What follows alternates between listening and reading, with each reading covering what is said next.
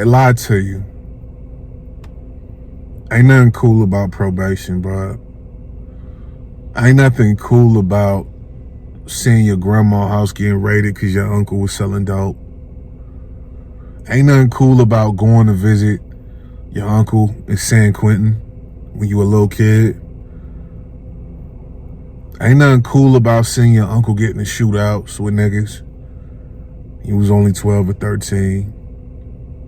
Ain't nothing cool about none of that shit. These are all things I experienced. I've seen my grandmother's house get raided because my uncle was selling dope. I have seen my uncle get into it with niggas in front of my grandma's house. I've seen my uncle go to prison twice. I've gone to visit my uncle at San Quentin when I was in 7th grade. And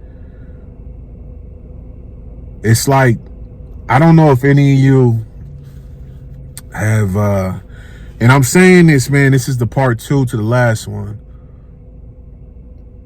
Understand when that nigga say he in a trap, bro, it's like, ain't nothing cool about that.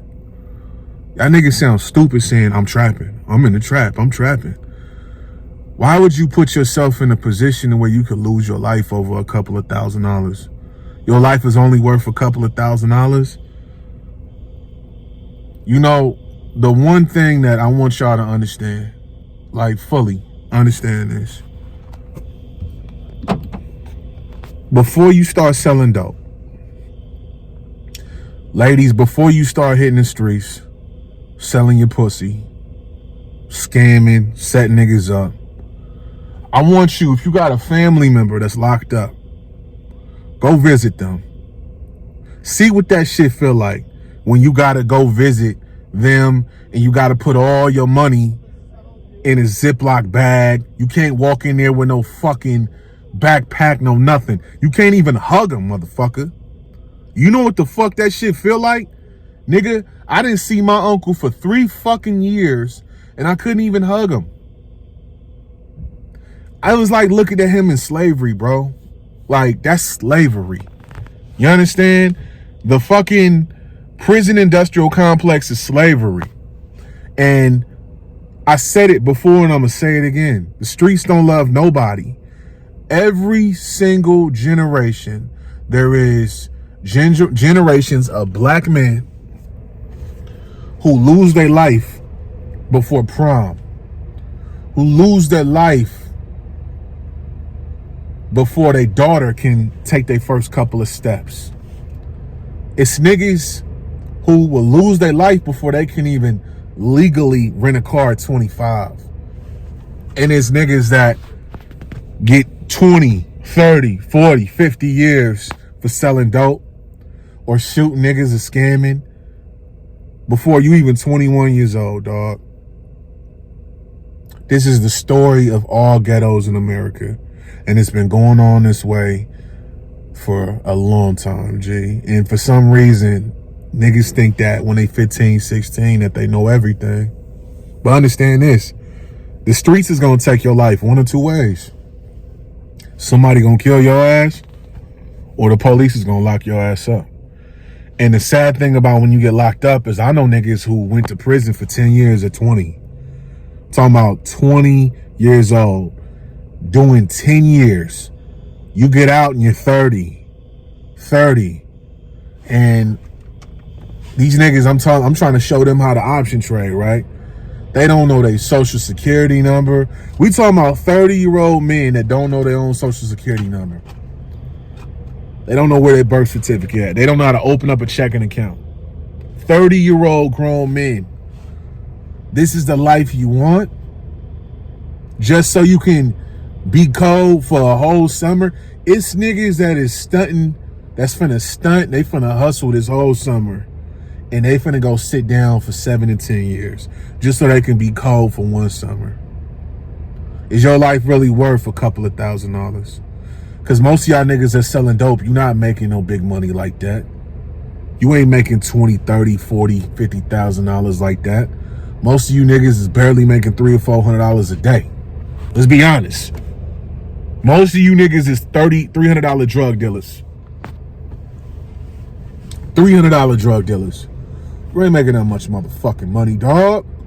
You ain't gotta lie to me, because I know. I was there. I was there hustling right there with you. Right there with you. But God spared my life. Ain't nothing cool about getting carjacked at 22 years old. Two 15-year-old niggas carjacking you, taking you for your shit. You hustling in they hood. You ain't even supposed to be over there. You thinking they just gonna take you for your, little $600-700 you got in your pocket in your phone. And they take your whole fucking trap van, nigga, the whole turf van. This is when I was hustling Jordans in the streets in the trunk of my car. On some illegal shit. Like, I wasn't supposed to be doing that. I'm doing this shit. And I'm not talking about like you reseller niggas. You niggas that be buying Jordans and reselling them. Nah, I was getting my shit off the truck. Literally, off the truck. You feel me? It fell off the truck. Somehow. I paid somebody. And that shit was in the back of my trunk. And I got robbed. 22 years old. There's nothing cool about that. Ain't nothing cool about that. Ain't nothing cool about living feast to famine. And ladies in particularly, man, I'll be seeing these stories of y'all. Y'all be thinking this OnlyFans shit is cool. I'm gonna tell you something, man. Hoeing, I know it look cool. And I said this earlier. You was in the last video. If you know deep down inside you are a square bitch. Like for real. Deep down inside you are not about that life. Because it sounds cool. You be in the car listening to Suki Hana and Asia Doll and all them bitches.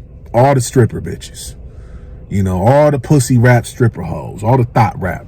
That shit sound cool. But really sit down and talk to a bitch that's really in the streets and ask her, what have you been through? 9 times out of 10, she probably got touched on when she was a kid. Or somebody touched on her. You did? Inappropriately. She got that hardened shell because she don't trust nobody. You did? Mama probably was a dope fiend. Daddy wasn't shit. You a square bitch. You come from a 2-parent household. 2 parents. Your daddy got a good job. Mama got a good job. You went to Spelman. But bitch, because you listen to motherfucking Meg Thee Stallion and all them other hoes, you want to be about that life. You put the weave in your hair, the eyelashes this long. You say period every other word. You talking about how you gonna open you up an OnlyFans. No, bitch. You a square. There is nobody more vulnerable in the streets than a hoe. Especially now, because it's a lot of women out here renegade hoeing. Ain't got no type of management, no type of provision, none of that. No kind of pee behind them, protecting them. Because a lot of y'all don't know, if you ain't in the game, the pee protects the hoe from the trick. Because the trick will kill your motherfucking ass. So, ain't nobody in the streets more vulnerable than the new age hoe. Because these new age hoes, they be telling you, fuck these niggas, we got OnlyFans and we don't need pimps and we don't need that. That's another story. But look, if you are a square motherfucker, don't even fuck with the streets. And if you a street nigga and you got partners that done got locked up, nigga, and you don't know what you want to do with your life, bro, nigga, come fuck with us at Circa 84, man. Come learn some new shit. Learn a new skill. Fast money sounds good. It sounds cool. Anybody can sell dope. Anybody. Anybody can scam. I did all that shit. But luckily, God spared my life. I didn't, when I got carjacked in 2008, I didn't lose my life, thank God. When I got arrested twice, I didn't have to do no time. I just had probation. None of that shit is cool. I had fucking 4 felonies on my card that they was trying to get me, but they dropped it down to 2 misdemeanors. None of this shit is cool. Going to court, can't find no job, nigga. Can't find no job, having to pay restitution. Man, I remember when I got on probation. It was before I found real estate. and I was trying to find a job, and I'm on probation. I can't find no job, and I'm going to court, stressed the fuck out. My hair, I had grew my hair out. My hair was starting to fall out a little bit, and I would go home and just, nigga, be ready to cry, nigga. Listening to Blood, Sweat, and Tears by MOP, nigga. For so many years, nigga. Blood, Sweat, and Tears. That shit, that song, nigga. When I was broke and I was in the system and I was trying to figure my life out before I found real estate and option trading and vending machines and all this, nigga, I was going through it. You want to live like that? That's the life you want? Man, come get this Square Wi-Fi money with us, man. Real shit, man. Circa 84. But I hope before you start selling and before you start doing what you do, as I know a lot of you niggas, a lot of you Square niggas judge street niggas because you don't know no better. Why would they do that? Because a lot of street niggas feel like they can't do nothing else. They feel like they can't live off minimum wage and shit. But look, niggas like me and niggas like my nigga Razik, we gonna give you the game at Circa 84. All right? Tap in.